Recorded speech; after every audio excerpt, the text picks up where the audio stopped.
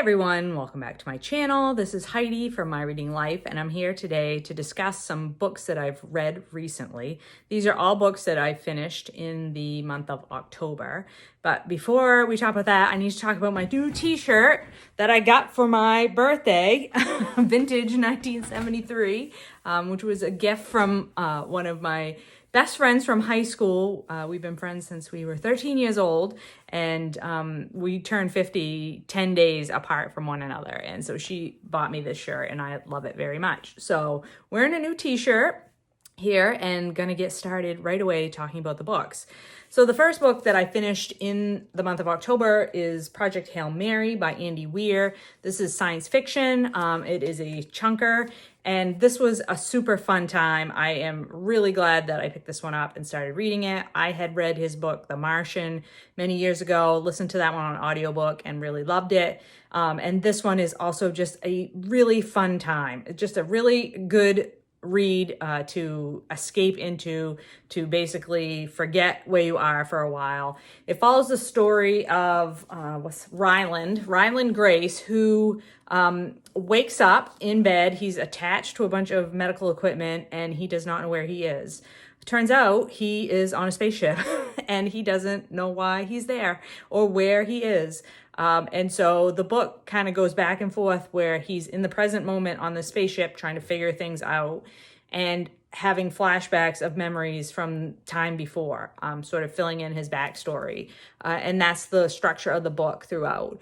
And this book, like The Martian, is very much a story of somebody trying to problem solve their way out of things. So MacGyvering their way through problems that pop up, and it's just a really good time. I don't want to go into any more details because I think the less you know about the story, the better. But if you loved The Martian, or if you like really fun, rompy, space type stories, this is a great book, and I very much enjoyed my time with it. The second book that I finished in October was a nonfiction read that I was buddy reading with Britta Bowler, and that is The Silk Roads by Peter Frankopan. This is a very comprehensive history book which looks at the evolution of trade along the Silk Roads, which are the trade routes that existed from hundreds of years ago between communities in the Far East and communities in sort of the western part of what we now know as Asia. So the Middle East and the sort of countries that used to belong to the Soviet Union are now their own independent countries.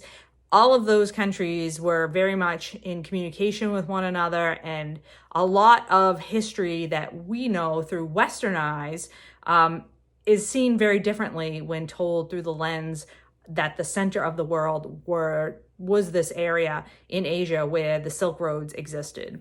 And I think Frankopan does a masterful job of providing us with historical context to show that these places and the events that happened there were central to the development of the world as we know it today. I think my only criticism of the book is that the last couple of chapters, which is more modern time, about the Middle East in particular and the advent of the United States as a world power, really felt rushed and really felt like he was trying to write about history as it was happening, because the Silk Roads is, like 20 years old. So I would very much like to read his new book, The New Silk Roads, which is sort of an addendum to this book that I just read. So both Britta and I very much enjoyed this book. I really like reading nonfiction history that gives me a different perspective on the history that I've learned as an American and from the American point of view, because whatever country you're from, the history that you learn is always centered from your own country's point of view. And that really skews how things look. And it's really fascinating to me to look at history from another perspective. I would love to read some nonfiction history that's based out of perspectives from South America or from Africa. So I'm going to be on the lookout for that as well. The next thing I completed was my first book for Victober, and that was Phineas Redux by Anthony Trollope. And this is book number 4 in the Palliser series.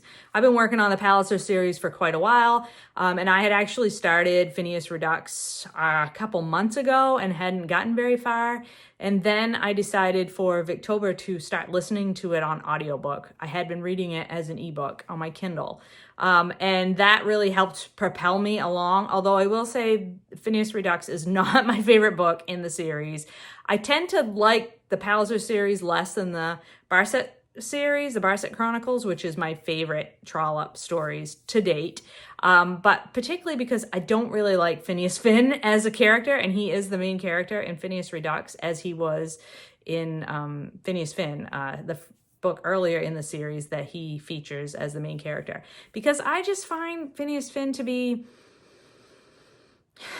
he's just tiresome to me. He's a tiresome guy, and I don't like the story being centered on him. So while overall I think the book is good, it's not my favorite Trollope, and it's addressing, as the whole Palliser series is, sort of a Parliament in the mid-1800s and how Parliament worked, and the different characters centered on the Duke of Omnium and Plantagenet Palliser, who is like what the series is loosely based around is that family, that high aristocratic family, and then all these other folks like Phineas Finn and other people who are in the orbit of these great characters, and how that works in terms of the governance of England during the 1800s. So yeah, lots of parliamentary discussion, legislative discussion, which can get a little bit bogged down, I think. But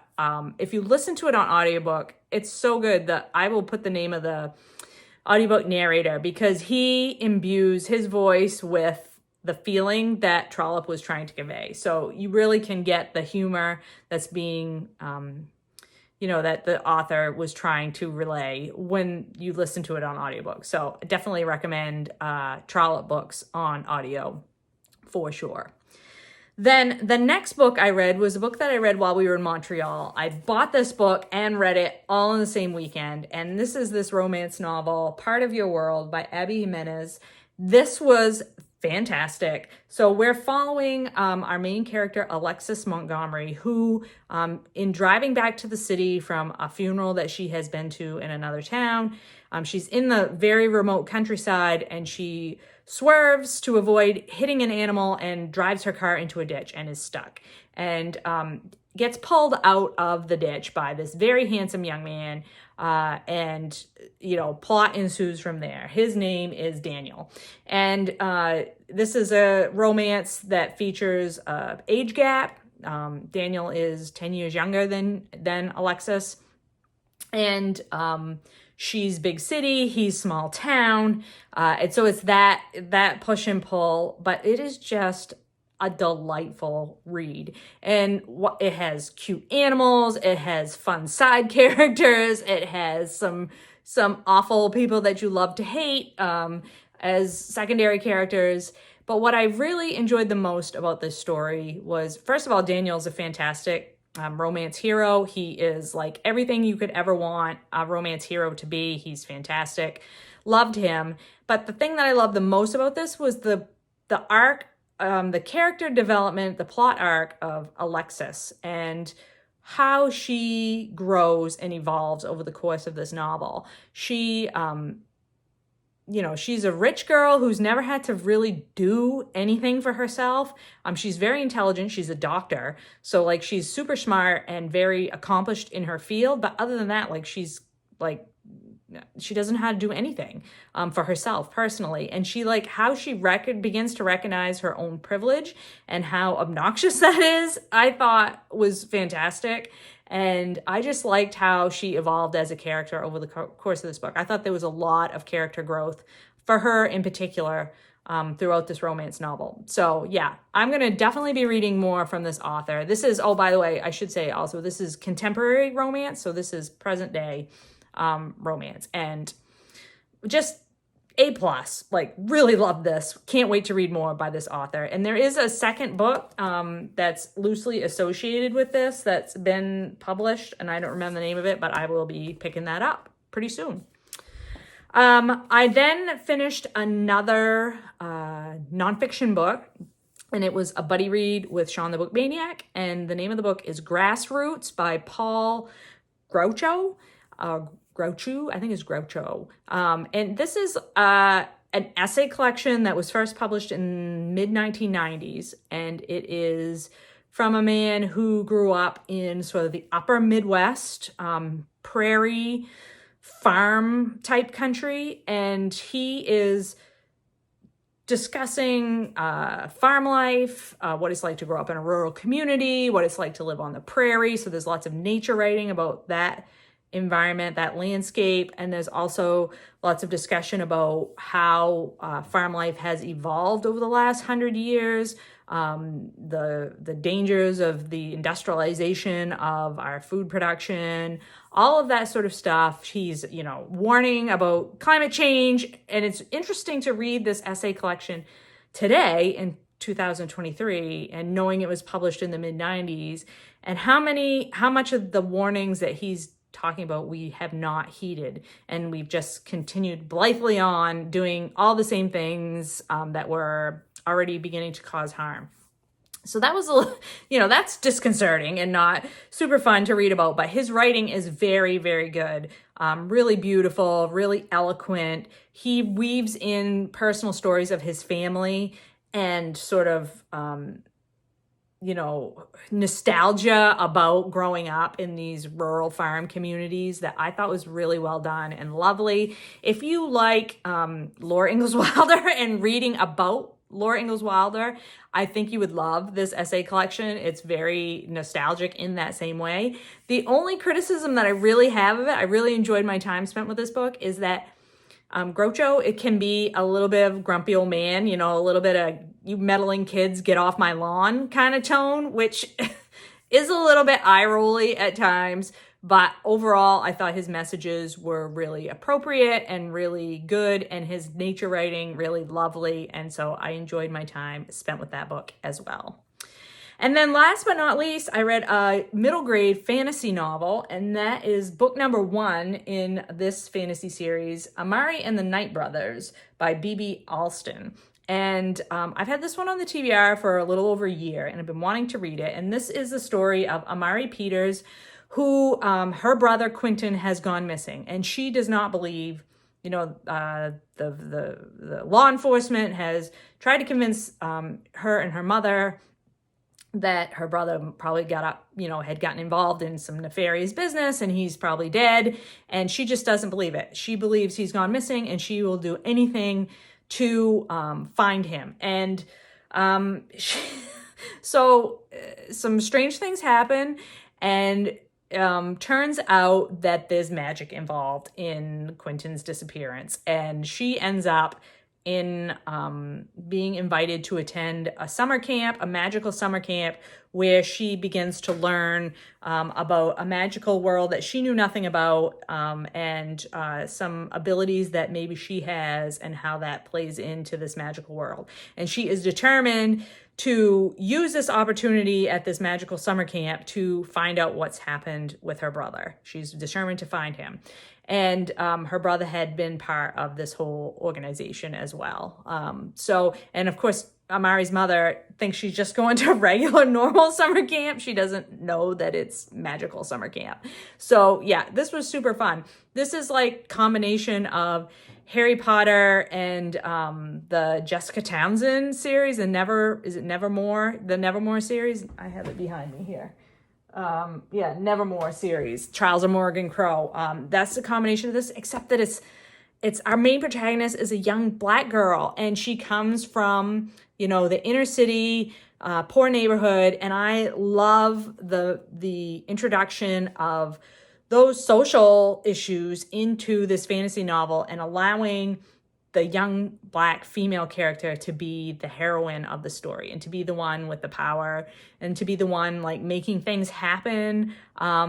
Love it. So I can't wait to read the next one. I don't know what the next one is. It's probably not on here.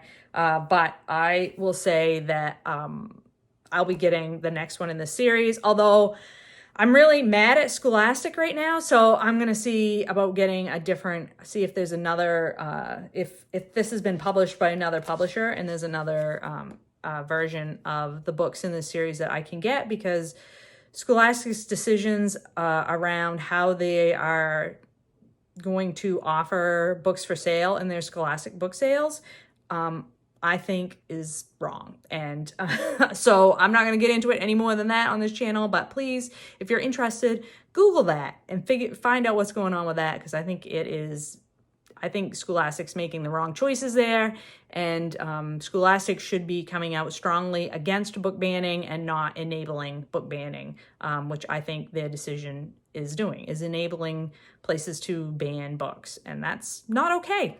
So, but love this book and can't wait to read the second book in this series. I think it's super, super fun. So those are the books that I've read in the past few weeks. I have many more on the go, which you'll be hearing about soon. It's been a fantastic reading month so far in October. I've really been enjoying my reading so far. I hope you're all doing well and you're all finding some great books to read. I'll talk to you later.